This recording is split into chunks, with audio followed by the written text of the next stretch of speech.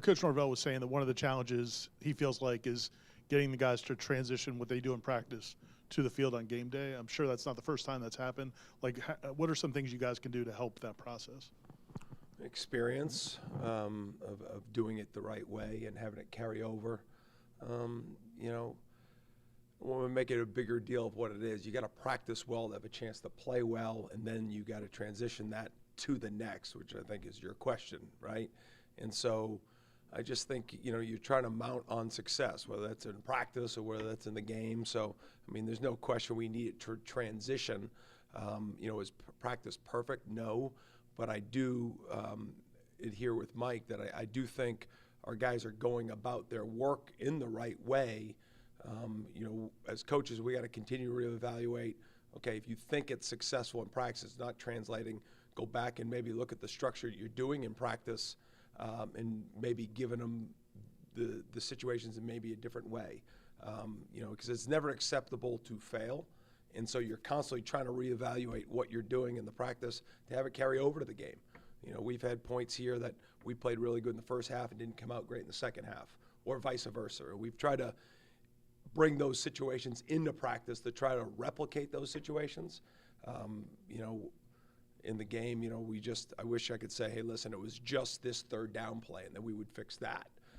But you know, we got to obviously do a better job in the run game, which will create better opportunities on third down to be better, and then we got to play better in the red zone. So, you know, there's a lot of things that we're addressing, hopefully coming out of this week as we get another week to work on these things. You know, we see those things show up on game day, which is obviously what everybody wants, players included. How has tackling been in the two games? And with the fact that there's not a whole lot of taking people down to the ground in practice anymore, how do you go about fixing tackling in real time? Yeah, well, there's fundamentals to tackling, and, you know, we work hard at it in practice. You know, for first question, how has it been in the game? Not good enough. And, you know, there's all different types of tackles, but, you know, everybody's got the same challenge. You know, it's not a Florida State thing that all of a sudden we tackle less in practice. It's just the execution of what you're asking the players to do, who you're asking to do it, and what situations they're being put in. You know, and you have to believe as a defender that tackling is always up to you. It has nothing to do with the opponent. Skill level, the type of situation you're in the tackling. So, you know, we've worked a lot of different drills. We continue to work it. It was a big emphasis here in the last week, even coming out of it. We've gone about and sometimes we supplement some of the tackle drills with some sled work. Sometimes we do it with some space. Sometimes we do it with other humans. You know, the standard of what it's got to look like when you are practicing against our offense or our scout teams, making sure that finish is the best way you can make it so that it does show up on game day. So, you know, listen, our job is to obviously stop the ball, whether that's getting it back or creating stops, and tackling is a big part of it. So we're trying to get the right guys in the right positions to do it with the right technique and get that to happen again and again. Coach, after the game on Monday, Cam Riley and DJ Lundy said that the guys weren't fully trusting each other on defense, that players were almost trying too hard. Did you notice that too while going back and watching the film, and how do you sort of course correct that? Yeah, I respect what Cam and DJ said about, you know, pressing or trying too hard, whatever. You know, I understand what they mean by that.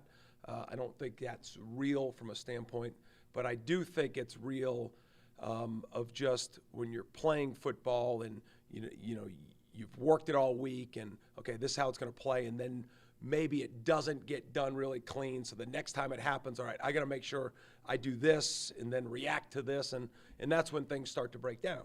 And you know, I think to play defense nowadays, you got to be able to understand where the leverages are, trust your teammates, make sure things are getting executed so that you can go execute in a fast, clean way.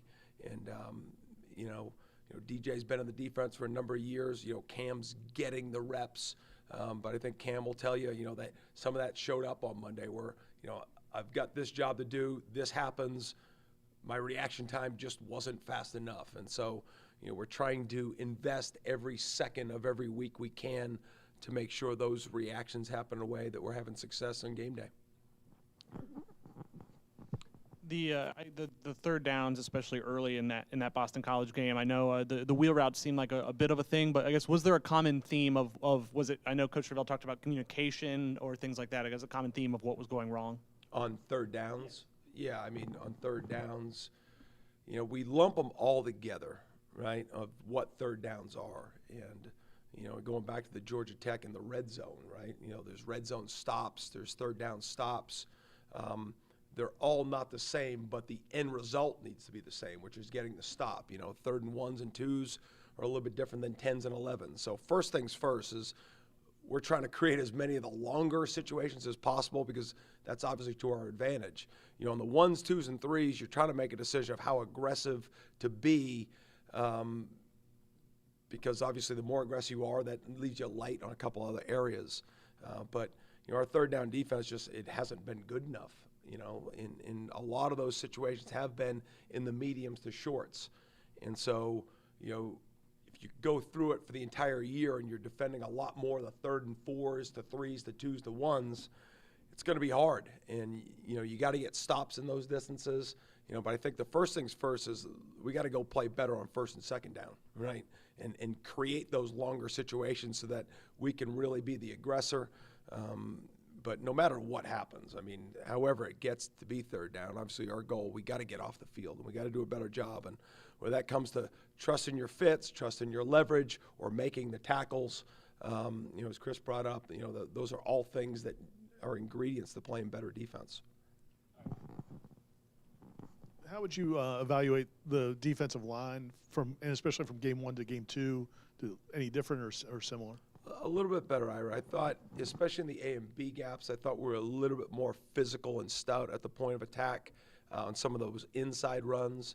I think we can be a lot better on the edges of just making sure our eyes are right. And, there were some really good clips, that we tried to make sure, hey, this is what we do it right. This is what it looks like. But there was still too many space created plays. And, whether that was because of footwork, whether that was because of eyes, whether it was because of this play might happen, let me defend it and then fall back to my main job. So those are all things that, have to be tightened up from the outside in. But I think from the inside out, I did feel better presence, better point of attack physicality. Was it good enough? No. But the question of was it better, I did feel it was. When it comes to some of the pre-snap stuff at the second and the third level where guys are communicating to each other before the snap, are the right things being seen and communicated, and how can the guys make sure that the message is being heard when a guy's yelling out a change to a teammate? Yeah, well, those things have to happen in practice, which build the trust. And, there are definitely ways that communicating gets checked off, right? I've always said there needs to be a communicator. There needs to be loud, concise, and clear, but there's got to be a listener too. And there's got to be confirmation of those listeners so everybody understands, okay, we are on the same page. Because it's not like grammar where there's a comma, then a period, then a question, then it doesn't happen that way. Sometimes things happen quickly. Sometimes they happen more deliberately. And those are all based off the offense's tempo or how quickly the motions happen or the shifts happen. But those are things that we practice constantly, and you're never going to be exactly clean for the rest of the year at any point in practice, right? It takes consecutive communications, in each day there needs to be a standard because it does carry over, but you can't take anything for granted within that. Whether that comes to defending the wheel route or it becomes to leveraging the run, tackling is tackling, but I do think we are getting better at it. We are playing some players, and the reason we're playing a good amount of players because we're trying to get better. We're trying to find the real right combination of guys and making sure we have the right guys playing with each other. And I wish I had it. Hey, this is exactly how it's going to be for the rest of the year, but it's not that way yet. And so. The communication allows you to play faster and allows you to trust each other. And, those are something that, are fully emphasized, but I got to continue to find ways to maybe emphasize it in different ways. And that's the job of mine. Coach, following up on the defensive line, all the starters have played well over 50% of the snaps through 2 games so far. Has that mostly been because of the way the games have played out, or do you expect them to play that much, throughout the season? Well, for sure the first game because of the low snap count. Some of these, you put both those games together. We never say, hey, this Y is going to play a little bit more than 50% of the game. But typically, if you're in these games that are, full 4-quarter games, the reps are probably going to play a little bit closer that way. It's when you really, those starters drop below 50% is usually when you're in really good position in the game and you're able to a little bit more freely roll them. But we want to play at least 8 to 9 defensive linemen. That's how we believe in winning the football game. And at the end of the day, that's the job. We're trying to win the game. And so, whether that comes to maybe a starter's got to play less because he's not playing well, and then those numbers are going to change a little bit.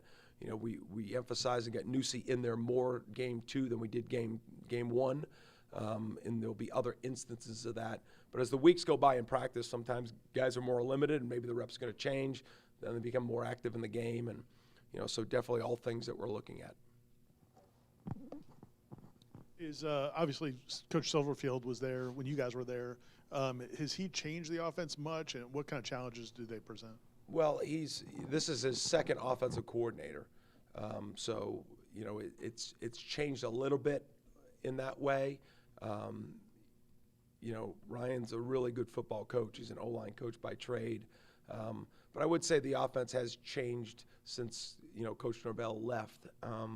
I think it was more similar than when they made the last coordinator change and they hired Tim Cramsey, who I coached with at Marshall University for my last year there. So I think it has changed some. There are some similarities with what they do up front. And again, Ryan's the head football coach. So I'm sure he's got a big hand on it. Coach, when it comes to getting all these things fixed, is it laying everything out that we need to get fixed, or do you guys look at it more methodically as if we get this thing fixed first, that'll kind of be a waterfall effect where it'll make this thing easier to correct and then that thing easier to correct and things like that? Yeah, I think for sure, right?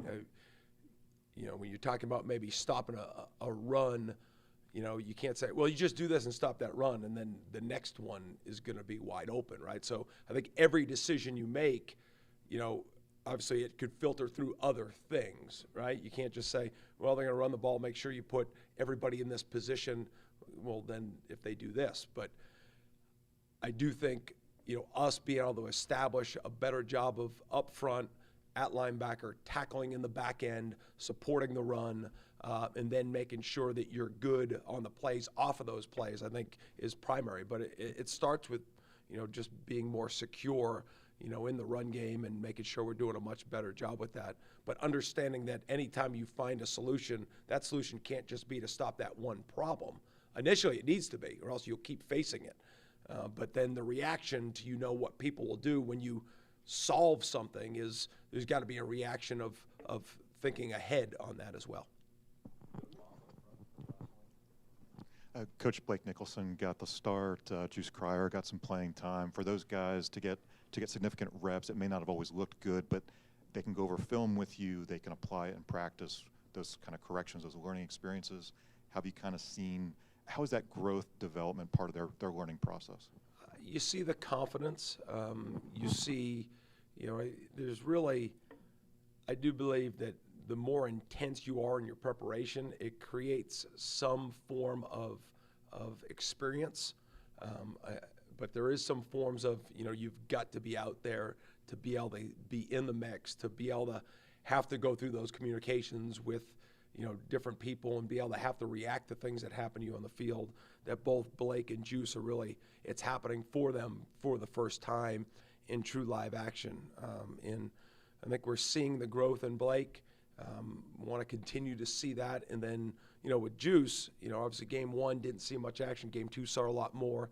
And he's earned the right to get those opportunities because I do believe he loves this team, he loves football, and I do believe that he gets a lot better every time we put him out there. Okay. Thanks, Coach. Thanks, guys. See y'all.